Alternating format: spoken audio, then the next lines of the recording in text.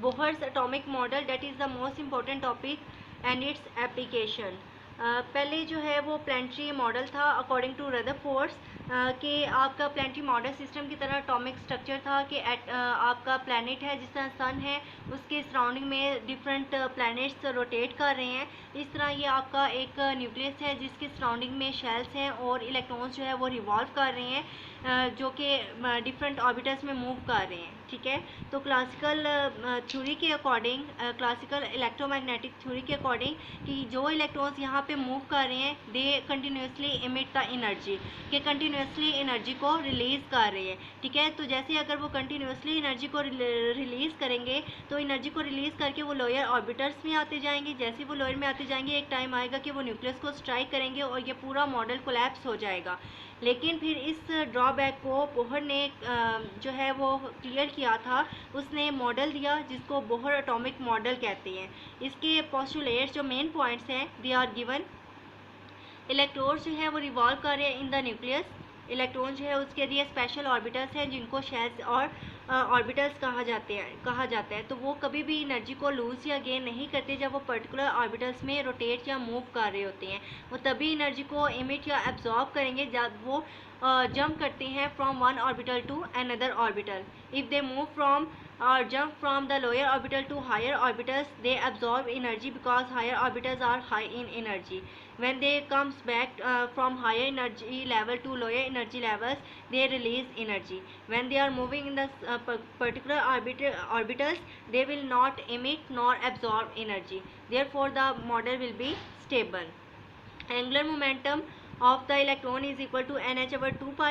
n is the principal quantum number that comes to be 1 2 3। ठीक है, तो ये मल्टीपल होगा इसके h/2 pi के जिसमें n की वैल्यू आपकी 1 2 3 कुछ भी हो सकती है।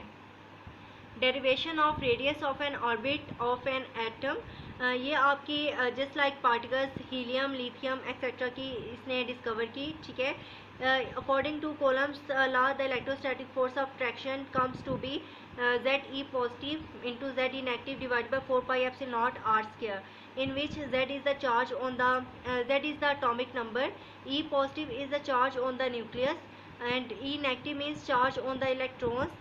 4 pi are the constant values. R is the radius of atom and epsilon naught is the vacuum permittivity constant.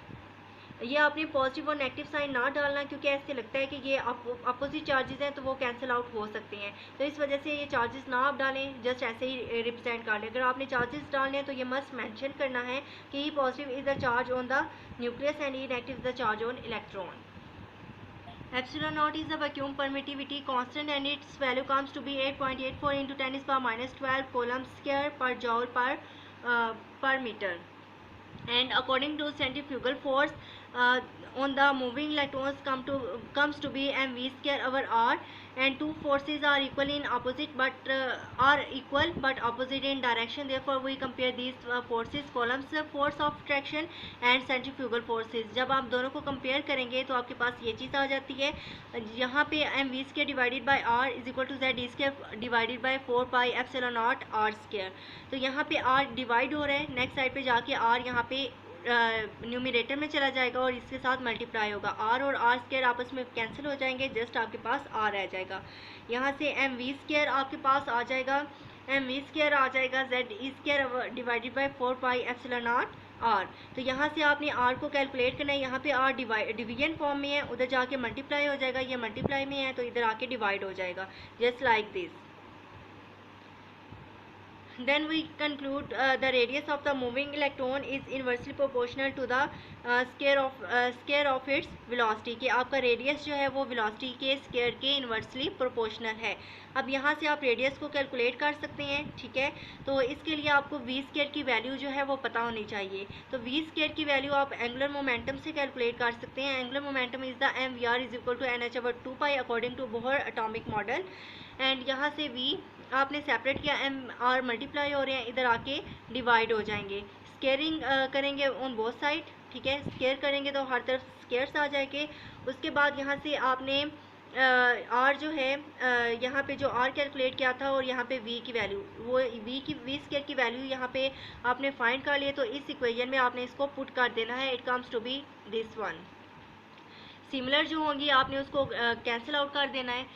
Four से कैंसिल, पाई स्केयर मतलब स्केयर से कैंसिल, एम जो है वो एम स्केयर से, आर जो है यहाँ पे आर जो है आर स्केयर से कैंसिल। अब यहाँ पे आर आपका ख़त्म हो गया, जब भी यहाँ पे कोई वैल्यू ना हो इट्स मीन कि यहाँ पे वन आ रहा है, तो 1/1 हो जाएगा।